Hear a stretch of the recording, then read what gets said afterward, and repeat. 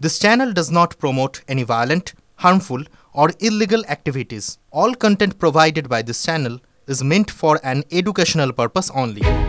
অধিকৃত কাশ্মীরে চলা মৃত্যু মিছিলের দায় পাকিস্তানের সরকারের দিকেই ঠেলে দিল ভারতের বিদেশ মন্ত্রক। শুক্রবার বিকালে সাংবাদিক বৈঠক থেকেই নিজেদের অবস্থান স্পষ্ট করল নয়াদিল্লি।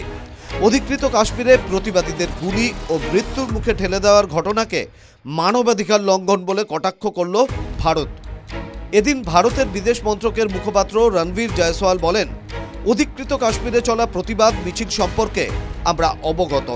পাশাপাশি সেখানে পাক বাহিনী কিভাবে সাধারণ মানুষের উপর নারকীয় অত্যাচার চালিয়েছে সেটাও আমরা জানতে পেরেছি।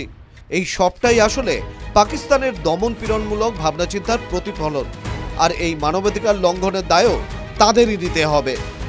অধিকৃত কাশ্মীরে চলা সংঘর্ষে যে দিন শেষে পাক সরকার বিশেষ কোনো মাইলেজ তুলতে পেরেছে এমনটা নয়। আন্দোলনকারীরা গুলিবিদ্ধ হয়েছেন, প্রাণ হারিয়েছেন, কিন্তু তারপরেও তাদের নিয়ন্ত্রণে আনা যায়নি।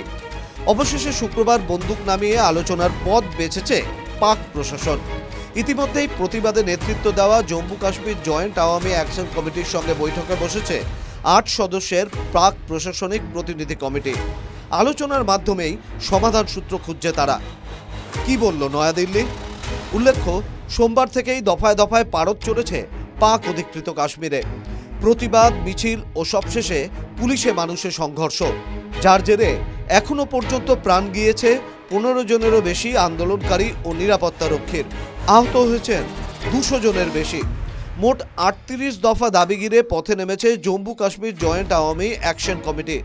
অধিকৃত কাশ্মীরের বিধানসভা থেকে ১২টি আসনে সংরক্ষণ বাতিল থেকে বিদ্যুৎ, খাদ্যে ভর্তুকি সহ একাধিক দাবিতে সরব হয়েছে তারা।